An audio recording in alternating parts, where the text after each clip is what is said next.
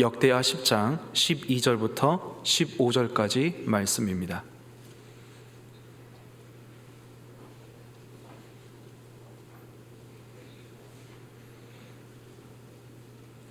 다 자신실 좀 믿고요. 저와 여러분들이 교독하겠습니다. 제가 먼저 읽겠습니다. 3일 만에 여로보암과 모든 백성이 르호보암에게 나왔으니 이는 왕이 명령하여 이르기를 3일 만에 내게로 다시 오라 하였습니다.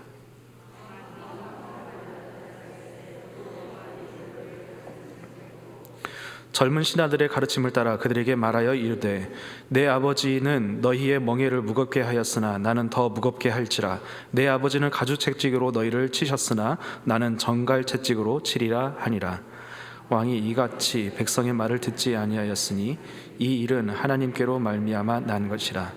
여호와께서 전에 실로 사람 아히야로 하여금 느바세 아들 여로보암에게 이르신 말씀을 응하게 하심이더라. 아멘. 역대상하를 읽으실 때 어떤 느낌이 드시나요? 우리가 보통 열왕기 상하를 읽게 되면 다 읽고 나면 약간 안도감이 듭니다. 이스라엘 역사가 이제 끝났다라는 생각이 들면서 약간의 안도감이 들죠. 우리나라 역사도 다 알기 어려운데 이스라엘 역사를 보니까요. 또 열왕기 상하를 보게 되면 남유다와 북이스라엘 왕들이 이렇게 막 헷갈리게 이렇게 나열되어 있어서 더 어렵습니다. 그래서 열왕기 상하를 딱 넘어가는 순간 이제 조금 괜찮겠다 싶지만 우리에게 펼쳐지는 것은 역대상이죠. 특별히 역대상은 족보 이야기로 시작합니다. 1장부터 9장까지요. 성경에 단 한 번밖에 나오지 않는 사람들의 이름이 쭉 열거됩니다. 그리고 그 다음부터는 이스라엘 역사가 막 나오죠. 그래서 숨이 턱 막히는 그런 느낌이 있습니다.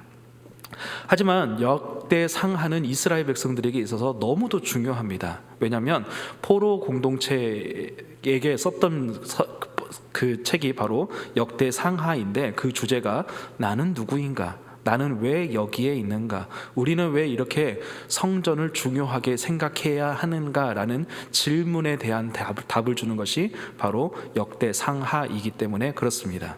그래서 신학적인 메시지가 역대상하에는 있는데요. 그것이 무엇이냐면 하나님과 성전을 찾는 자는 하나님께서 복 주신다. 반대로 하나님을 버린 자는 하나님도 버린다.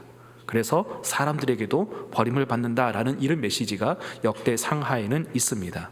그래서 그 모든 독자들에게 바로 역대상하의 기자는 우리도 성전 중심의 신앙, 여호와 하나님을 섬기는 그 신앙을 힘들지만 어렵지만 지켜나가자라는 이 메시지를 독자들에게 주고 있습니다. 이 사람들은 이 역대상하의 1차 독자들은 누구냐면 페르시아 지배에 살고 있었던 나라 없는 이스라엘 백성들입니다. 성전이 하나 있고요. 그리고 성벽이 있고요. 거기에 나라도 없고 군대도 없지만 오로지 여호와 하나님을 섬기는 신앙으로 똘똘 뭉쳐있는 사람들이 바로 이스라엘 사람들입니다. 그리고 포로 기한 3차 이후에 약 100년이 지나게 되면 우리가 너무도 잘 알고 있는 알렉산더 대왕이 나타나서 헬레니즘 문화를 일으켜요. 무슨 이야기냐면 1차 독자들에게 어렵지만 힘들지만 계속해서 여호와 하나님을 섬기는 신앙에서 떠나지 말아라 라는 메시지를 계속해서 주는 겁니다. 그래서 우리가 역대상하를 대할 때 졸립다, 어렵다, 복잡하다라고 해서 무시할 책이 아니다라는 거죠. 분명한 신학적인 메시지를 담고 있고 우리에게 많은 메시지를 주고 있지만 여전히 어려운 책이 역대상하입니다. 언젠가 제가 설릉역에 신방을 가는 때가 있었습니다. 옆에 담임 목사님을 모시고 뒤에 성도님들을 태우고 설릉역을 이렇게 가다가 병원 신방이었습니다. 차 안에서 설릉이라는 곳이 선종의 묘라는 것을 알게 됐습니다. 그래서 저도 모르게 아버지는 그나마 괜찮았는데 다음 아들은 왜 그랬을까요? 저도 모르게 튀어나왔어요. 바로 성종의 아들이 누구냐면 우리가 너무도 잘 알고 있는 연산군입니다. 그 이야기를 듣고 있었던 담임 목사님이 뭐라고 이야기하셨냐면 주목사는 조선 왕들을 다 알고 있는가? 라고 하시더라고요. 그래서 저도 모르게 27명의 왕들을 다 순서대로 외우고 있어서 네 라고 대답을 했습니다. 그래서 마치 역사의식을 가지고 있는 사람처럼 뿌듯했어요. 근데 내면에 들리는 음성이 있었습니다. 그 음성이 뭐였냐면 야, 너는 조선 왕 27명을 27명을 알고 있다고 으스대냐? 너는 성경 이야기를 해야 될 사람이잖아. 너 이스라엘 열 왕들 다 알고 있어? 질문이 딱 들리는데요, 순간 무너졌습니다. 이스라엘 열 왕들을 알고 있어야 되는데, 성경 이야기를 해야 되는데 잘 모르고 있구나. 굉장히 많이 찔림을 받았습니다. 지금도 이스라엘 열 왕들이요, 잘 몰라요. 자료를 찾아봐야만 겨우 알고 있는 정도입니다. 그때 들었던 음성을 이제야 순종하면서 남유다의 왕들을 하나씩 살펴보고, 저 역시도 공부하면서 하나님께서 우리에게 주시고자 하시는 그 메시지를 함께 찾아보면서 은혜 받고 도전받는 시간이 되기를 소망합니다. 오늘은 그 첫 번째 왕으로서 르호보암이라는 왕을 살펴보게 될 것입니다. 이 왕은 남유다의 첫 번째 왕입니다. 근데 이 왕의 큰 업적은 뭐냐면 나라를 분열시켰다라는 것에 있습니다. 나라를 분열시켰던 악한 왕이 바로 이 르호보암입니다. 이 르호보암을 통하여서 하나님께서 저와 여러분들에게 어떠한 메시지를 주시고자 하시는지 함께 살펴보면서 은혜를 나눠보고자 합니다. 먼저 르호보암이 어떤 왕인지 좀 간략적인 설명을 드리자면요, 뜻은 많다라는 르호봇 이 단어와 백성을 뜻하는 암, 이 두 단어의 합성어입니다. 그래서 르호보암의 뜻은 내 백성은 많다라는 뜻을 가지고 있습니다. 그는 솔로몬의 아들이었고요, 어머니는 암몬 여인 나아마의 소생이었습니다. 41살의 왕이 됐었고 17년 동안 나라를 다스렸었습니다. 이 사람의 중요 업적은 앞에서도 말씀드렸지만 남유다와 북이스라엘을 분열시켰던 사람입니다. 성경은 이에 대해서, 이 사람에 대해서 이렇게 평가합니다. 역대하 12장 14절 말씀인데요, 제가 읽어드리겠습니다. 르호보암이 악을 행하였으니 이는 그가 여호와를 구하는 마음을 굳게 하지 아니함이었더라. 아멘.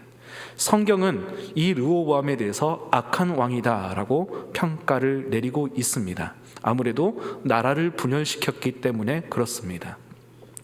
열왕기 상에는 안 나오는 내용이지만 역대하를 보시게 되면 이 르호보암이 잠깐 회개하면서 하나님께서 주시는 그 평안을 누리고요, 평화와 부강을 누리게 됩니다. 그러나 이 평화와 부강이 계속되다 보니까 다시 타락하게 되면서 여전히 죄악의 길로 가는 왕이 바로 이 르호보암이라는 왕입니다. 혹시 옛날 영화인데요, 인디아나 존스 1편 보신 적이 있으신가요? 아마 몇몇 분들은 보셨을 거라 생각되는데요, 그 내용이 잃어버린 법궤를 찾는 내용입니다. 그런데 영화를 보다 보면 분명히 잃어버린 법궤를 찾는데 이집트가 배경이에요. 이게 왜 이러지? 이런 생각이 드는데요, 관련 구절이 있습니다. 역대하 12장 9절 말씀인데요, 제가 읽어드리겠습니다. 애굽왕 시삭이 올라와서 예루살렘을 치고 여호와의 전 보물과 왕궁의 보물을 모두 빼앗고 솔로몬이 만든 금 방패도 빼앗은지라. 아멘. 열왕기상 14장 26절에도 동일한 말씀이 있는데요, 무슨 이야기냐면 애굽왕 시삭이 올라와 가지고 예루살렘을 치고 여호와의 성전의 모든 보물을 빼앗고 왕궁의 모든 보물을 빼앗았다. 그래서 고국으로 돌아갔다라는 이야기가 나오는데, 여기에다가 영화적인 상상을 더해서 아마 이때 여호와의 법궤도 언약궤도 빼앗겼을 거다라는 영화적인 상상입니다. 실제로 이 시삭이라는 사람은 세계사에서 셰숑크, 발음이 어렵네요, 셰숑크 1세라는 사람으로 등장하고요, 이 사람이 예루살렘을 쳐서, 이스라엘을 쳐서 내가 이렇게 큰 부를 누렸다라고 카르낙 신전에 이스라엘을 침략한 내용을 쓰기도 합니다. 무슨 이야기냐면 이 르호보암은 나라를 분열시켰던 사람이에요. 백성들의 마음을 헤아리지 못했고 나이 많았던 사람들의 조언을 무시했으며 잠깐의 평화를 누리고 번영을 누렸지만 그것이 계속되다 보니까 변질을 했던 사람이고, 항상 여로보암과 전쟁을 했었던 사람입니다. 북이스라엘과 늘 전쟁을 했었고요, 애국과의 전쟁을 통하여서 모든 보물을 다 빼앗겼던 사람입니다. 더 나아가서 이 사람은 이름값도 못했던 사람이에요. 그의 이름의 뜻은 내 백성은 많아진다 라는 뜻을 가지고 있지만 남유다는 점점 쇠락의 길로 가고 있었습니다. 영적으로, 그리고 모든 대내외적으로 그렇습니다. 그래서 이 르호보암을 평가할 때 우리는 모든 면에서 좋은 평가를 내릴 수가 없습니다. 지도자로서의 역량도 부족했고요, 나라 안팎으로 모든 문제를 야기했었기 때문에 그렇습니다. 그래서 지금 이 시기에 좀 굉장히 민감하긴 하지만 나라와 민족 그리고 교회의 지도자를 위해서 우리가 계속해서 기도해야 된다는 것을 이 르호보암을 통해서 깨닫게 됩니다. 또 한 가지는요, 교회와 성도가 성도답지 못할 때, 교회답지 못할 때 어떠한 현상이 일어나는지도 이 르호보암을 통해서 우리가 깨닫게 됩니다. 이 르호보암을 보면서 우리 자신을 점검해 볼 수 있기를 소망합니다. 그렇다면 이 르호보암이 왜 세락의 길로 갔을까요? 역대하 10장 3절과 4절 말씀인데요, 제가 읽어드리겠습니다. 무리가 사람을 보내어 그를 불렀더니 여로보암과 온 이스라엘이 와서 르호보암에게 말하여 이르되 왕의 아버지께서 우리의 멍에를 무겁게 하였으나 왕은 이제 왕의 아버지께서 우리에게 시킨 고역과 매운 무거운 멍에를 가볍게 하소서. 그리하시면 우리가 왕을 섬기겠나이다. 아멘. 무슨 이야기냐면요, 여로보암과 백성들이 이 르호보암에게 와서 요구를 합니다. 솔로몬, 당신의 아버지 솔로몬의 세금이 너무도 과했습니다. 조금만 줄여주세요. 실제로 역대하 9장 13절부터 30절까지 말씀을 보시게 되면 솔로몬의 나라가 얼마나 부강했는지에 대해서 설명을 합니다. 일단은 세금이 얼마나 많이 들어왔는지에 대해서 이야기를 하는데요, 금 666달란트 1년 세입이었습니다. 한 달란트의 무게는 최소 20kg입니다. 그러니까 한 달란트를 지금 돈으로 환산하면 대략 한 20억 이상이 되니까요, 666달란트면 계산해 보시면 답이 나올 겁니다. 상아와 순금으로 보좌를 만들었고요, 은을 돌같이, 백향목을 평지의 뽕나무같이 만들었습니다. 그리고 상비군도 조직을 했습니다. 심지어 다윗 왕도 상비군이 없었습니다. 여호수아도 가나안 정복 전쟁을 할 때 상대방을 이겨놓고, 다른 가나안 그 족속들을 이겨놓고 그 전쟁 물자를 자신이 취득한 것이 아니라 말의 힘줄을 다 끊었습니다. 그 이유가 무엇이냐면 상비군을 조직하게 되면 세금이 많아지기 때문에 그렇습니다. 실제로 사무엘상 14장 6절 말씀에 여호와의 구원은 사람이 많고 적음에 달린 것이 아니다라고 하나님께서 말씀을 하십니다. 즉 내가 군대를 많이 조직하고 거기에 국방력을 많이 투입한다라고 해서 우리나라가 부강해지고 강력해지는 것이 아니라 하나님의 구원이 거기에 있냐 없냐에 따라서 달라집니다. 다만 솔로몬은 자신의 부를 위해서 이렇게 많은 상비군과 그리고 그것을 조직하기 위해서 많은 세금을 걷어들였습니다. 그리고 다시스까지 무역을 했었습니다. 그래서 각종 진귀한 보물이 가득했었다라고 성경은 기록합니다. 그러면 이 부를 유지하기 위해서 도대체 솔로몬은 얼마나 많은 세금을 걷어야 했을까요? 그래서 이 여로보암이 솔로몬의 아들인 르호보암에게 와서 세금을 조금만 줄여주세요 라고 말합니다. 르호보암은 3일의 말미를 달라라고 이야기하면서 그들을 돌려보냅니다. 그리고 원로들, 솔로몬과 함께 일했던 그 신하들에게 물어봅니다. 6절과 7절 말씀인데요, 제가 읽어드리겠습니다. 르호보암 왕이 그의 아버지 솔로몬의 생전에 그의 앞에 모셨던 원로들과 의논하여 이르되 너희는 이 백성에게 어떻게 대답하도록 권고하겠느냐 하니 그들이 대답하여 이르되 왕이 만일 이 백성을 후대하여 기쁘게 하고 선한 말을 하시면 그들이 영원히 왕의 종이 되리이다 하나.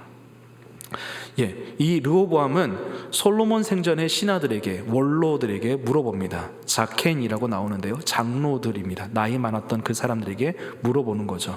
그들은 이렇게 대답합니다.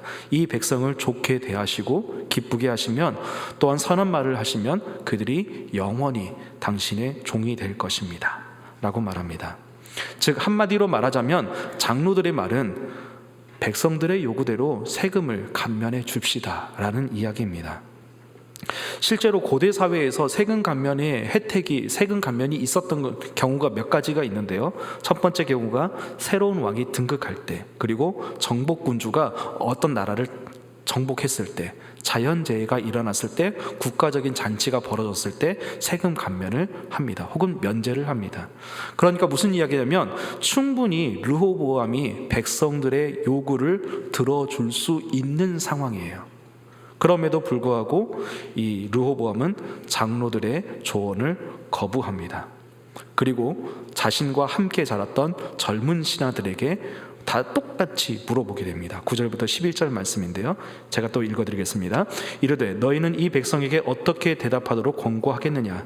백성이 내게 말하기를 왕의 아버지께서 우리에게 매운 멍에를 가볍게 하라 하였느니라 하니 함께 자라난 젊은 신하들이 왕께 말하여 이르되 이 백성이 왕께 이르기를 왕의 아버지께서 우리의 멍에를 무겁게 하였으나 왕은 우리를 위하여 가볍게 하라 하였은즉 왕은 대답하기를 내 새끼 손가락이 내 아버지의 허리보다 굵으니 내 아버지가 너희에게 무거운 멍에를 매게 하였으나 이제 나는 너희의 멍에를 더욱 무겁게 할지라. 내 아버지는 가주채찍이로 너희를 치셨으나 나는 전갈채찍으로 하리라 하소서 하더라.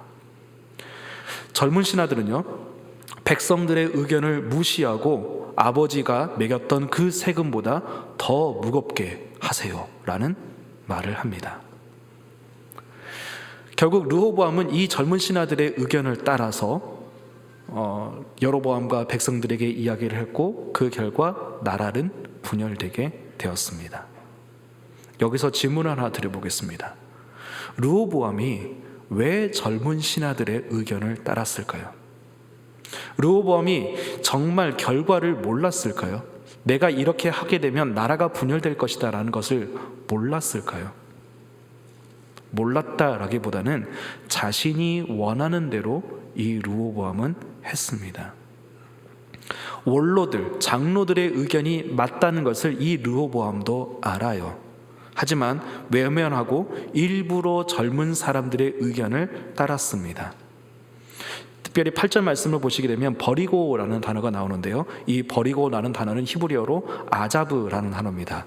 던지다, 떠나다, 무시하다, 포기하다라는 뜻을 가지고 있습니다. 주로 역대기에서 하나님을 떠났을 때의 행동을 표현을 이 아자브라는 단어로 표현을 합니다. 즉, 이 르호보암은 맞는 정답이 무엇이라는 것을 알고 있음에도 불구하고 그것을 따르지 않았다, 무시했다라는 이야기죠. 그러면 원로들, 장로들의 가르침이라는 것이 도대체 무엇일까요? 앞선 시대의 지혜보다 훨씬 더 사실 더 깊은 의미가 있습니다. 어르신들의 이야기를 안 들었다라는 것보다 훨씬 더 깊은 의미가 있습니다. 역대기에서는 어떤 의미가 있냐면요, 특별히 르호보암의 아버지가 누구냐면 우리가 잘 알고 있는 대로 솔로몬이죠. 솔로몬은 잠언에서 내 아들아 라는 표현을 23번 사용합니다. 그리고 21번이 지혜를 얻으라 라는 내용이고, 그 지혜를 얻으라 라는 내용은 주제는 여호와를 경외하라 라는 뜻입니다. 다시 말씀드리자면 이 르호보암은 솔로몬의 아들이죠. 솔로몬의 아들은 아버지의 교훈, 즉 여호와를 경외하라 라는 말씀을 버리고 자신의 소견에 옳은 대로, 자신이 기뻐하는 대로 행동했었다라는 이야기입니다. 즉 이 원로들의 의견은 하나님의 말씀이에요. 그것을 싫어하고 배척하고 자신이 원한 대로, 자신의 감정대로 행동했었다라는 이야기죠. 우리에게도 이와 같은 모습이 없습니까? 알고 있음에도 불구하고, 정답이 무엇임에도 불구하고 순종하지 않는, 아니 오히려 의도적으로 그것을 피하는 모습들이 우리에게는 있지는 않습니까?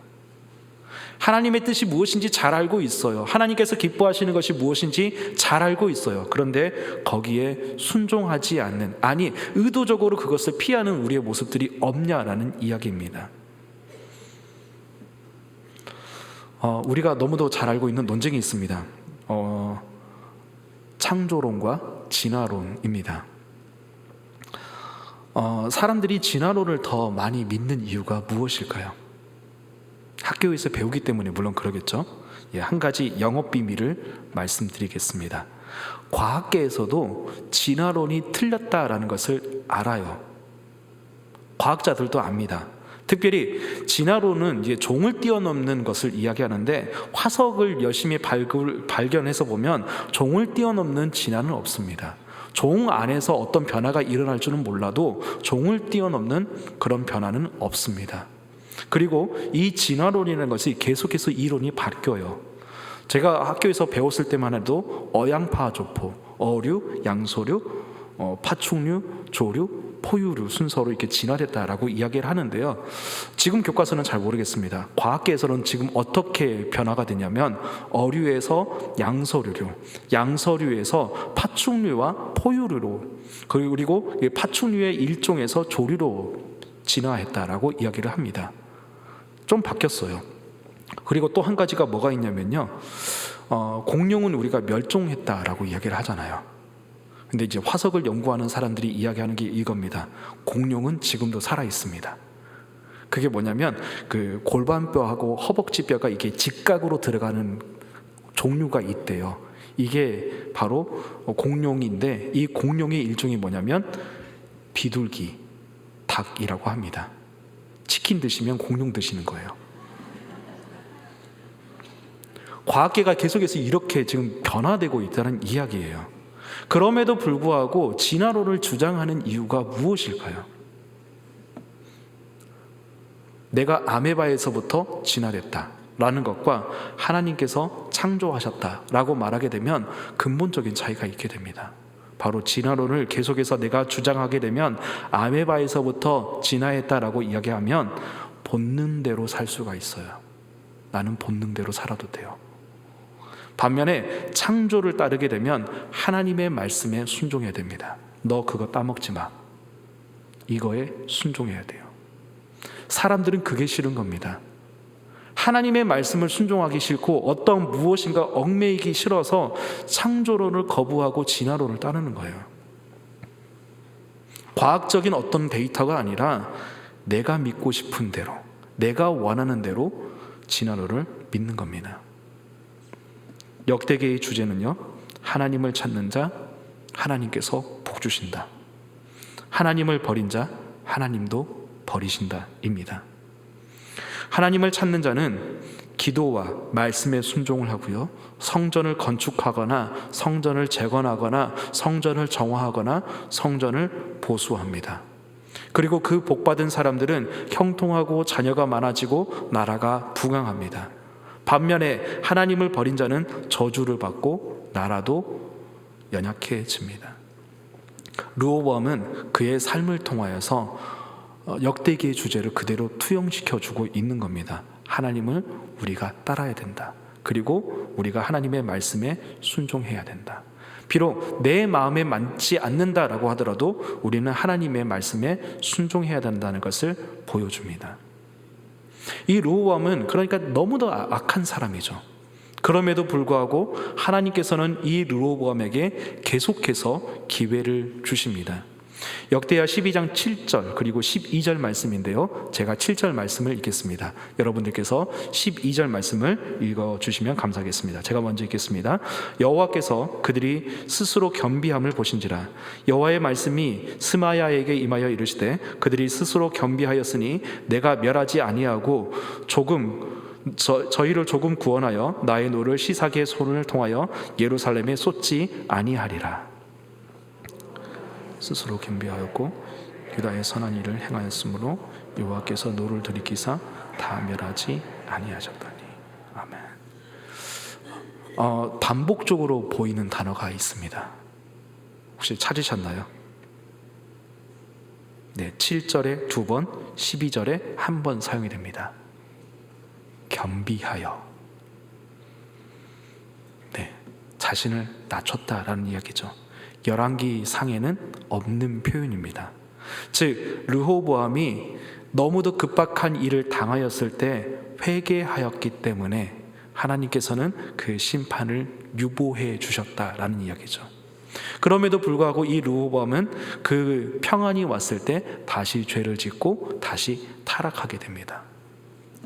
즉 르호보암의 회개는 하기는 했지만 단회적이었고 일시적이었고 불완전했습니다. 그럼에도 불구하고 하나님께서는 르호보암을 용서하셨고 남유다를 사랑하셨습니다. 무슨 이야기냐면 불완전한 회개다라고 하더라도 하나님께 진심으로 돌아오기만 하면 하나님은 악인의 돌이킴을 기뻐하시며 그것을 용서하시고 맞아주신다는 이야기죠. 누가복음 15장 7절에서 회개할 것 없는 의인 99보다 죄인 한 사람의 회개를 기뻐하신다는 것이 바로 여기에서 보여지게 됩니다. 결론의 말씀입니다. 르호보암은 성경적인 평가로도 그리고 우리의 평가로도 도저히 좋은 왕이라고 평가할 수 없는 사람입니다. 나라를 분열시켰고요, 국력을 쇠퇴시켰습니다. 그 이유는 근본적으로 하나님의 말씀에 불순종했기 때문입니다. 의도적으로 하나님의 말씀을 피했습니다. 불순종했습니다. 버렸습니다. 하나님의 말씀과 그분의 뜻을 그는 분명히 잘 알고 있었지만 그것을 버렸습니다. 우리에게도 발견되는 모습 아닌가요? 제가 청년부 사역을 할 때 청년들이 이런 질문을 했습니다. 목사님, 하나님의 뜻이 뭔가요? 하나님의 뜻을 잘 모르겠어요. 제가 뭐라고 대답했을까요? 정말 모르겠어? 정말 모르면 역지사지 한번 생각해봐. 입장 바꿔놓고 하나님과 우리 사이를 입장 바꿔놓고 생각해 보라는 거죠. 그리고 제가 이야기했습니다. 하나님이라고 한다면 지금 너의 행동을 기뻐하실까? 우리는요, 하나님의 뜻을 모르는 것이 아니라 하기 싫은 거예요. 하나님께서 원하시는 것이 무엇인지 우리는 분명히 다 압니다. 성경 말씀을 통하여서도, 기도를 통하여서도, 그리고 주변 사람들의 말씀을 통하여서도, 성령의 감동을 통하여서도 우리는 하나님의 뜻이, 하나님께서 기뻐하시는 것이 무엇인지 압니다. 그런데 모른다고 해요. 정말 모르는 것이 아니라 하기 싫은 겁니다. 르호보암처럼 되지 않기를 소망합니다. 하나님은요, 그럼에도 불구하고 여전히 기회를 주세요. 르호보암은 악한 왕입니다. 나쁜 왕입니다. 그러나 그가 회개하자 하나님은 그 심판을 유보하셨습니다. 만약 우리가 하나님이라고 한다면 르호보암이 그렇게 회개했을 때 르호보암 용서해 주시겠습니까? 하나님은 한량없는 사랑으로 그 르호보암을 용서하셨습니다. 만약에 하나님께서 즉각 우리가 하나님의 말씀에 순종하지 않았을 때 심판하신다라고 한다면 이 자리에 있는 사람이 과연 몇이나 될까요? 여전히 우리에게 사랑을 베풀어 주시는 그 하나님, 그 하나님의 뜻에 순종해 나갈 수 있는 저희들 되기를 소망합니다. 넘어지고 쓰러지고 좌절하고 실패하고 그분의 뜻을 의도적으로 불순종하고 내 마음대로 행동하고 하나님보다는 세상을 더 사랑하는 우리들이지만 여전히 우리를 사랑하신 하나님 앞에 회개하며 더 하나님 앞에 나아갈 수 있는 우리 모두가 되기를 간절히 소망합니다. 기도하겠습니다. 하나님 감사합니다. 르호보암을 통하여서 우리의 잘못된 모습을 함께 생각해 보게 되었습니다. 하나님의 뜻이 무엇인지 알고 있음에도 불구하고 의도적으로 그 말씀에 순종하지 않는 저희들, 그 모습을 이제는 내려놓을 수 있도록 도와주시고 회개하며 하나님 앞에 더 가까이 나아가며 하나님께서 기뻐하시는 모습으로 변화되어져가는 저희들 될 수 있도록 도와주시옵소서. 하나님께서 원하시는 사람으로 우리를 빚어주실 것을 믿고 감사드리며 예수님의 이름으로 기도합니다. 아멘. 우리 말씀을 생각하시면서 그리고 함께 기도하며 주님 앞에 나아가길 소망합니다.